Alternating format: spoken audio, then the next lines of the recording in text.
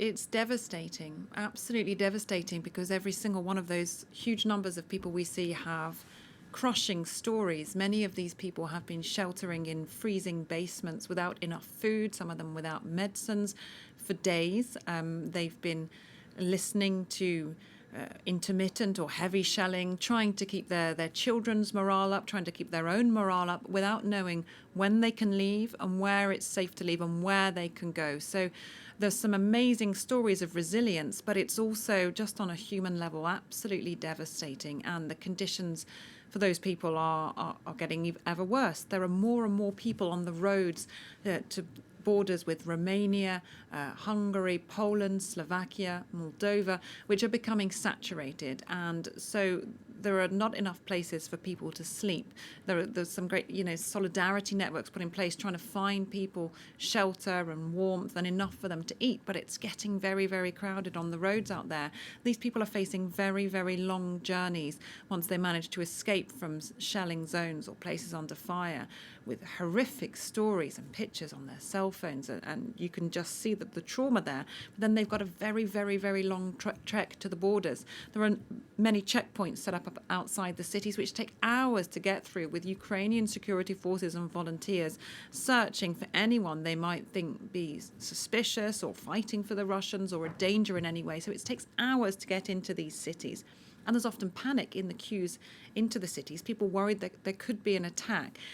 So it's a very difficult road to the border. It's clearly very cold, and people don't know where they're going to go next. So just the sheer numbers and the sheer scale, but the stories are tragic. Were there any particular individuals or families that stood out for you, whose stories that you remember and will continue to remember? Yeah, I mean, there's so many people asking us for help. It actually reminds me in a way, not in the same geopolitical sense, but of the situation I covered in Afghanistan back in August and September, with so many people trying to leave their homes, their country torn apart. All of a sudden they feel they have no future and they're trying to leave. So on a human level, I feel some parallels there with people pleading with us for help.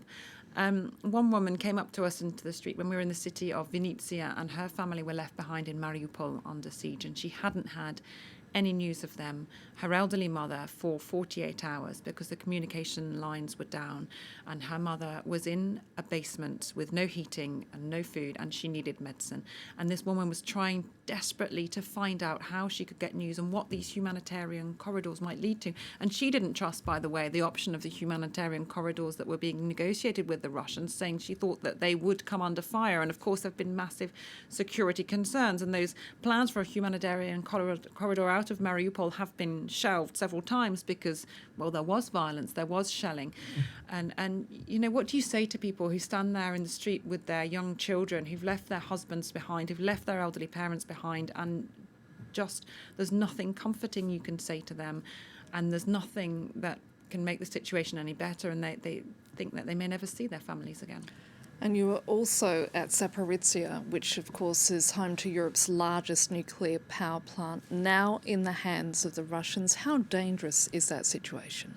It's extremely dangerous. So we were based for a while in the city of Zaporizhia, and straight away there, the locals starting alerting us to this very dangerous potential situation they felt with the Zaporizhia nuclear power plant. And we saw pictures of them, extraordinary pictures of them coming out onto the streets and carrying out demonstrations to try and stop the advance of Russian troops. Clearly that didn't happen, but they're very, very nervous. There have been these calls for an exclusion zone around the nuclear power plants, and a lot of people would support that because they are worried to stay in their hometowns.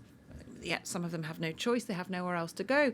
But how far would they have to drive to get out of the way of a nuclear accident? So, some people with this extraordinary resilience are carrying on and saying, look, where are we going to go? But there's a huge unknown, especially in that region, about what could happen at this nuclear site and, of course, at other nuclear sites. And it's just another layer of tension on top of all the other tension we've already described.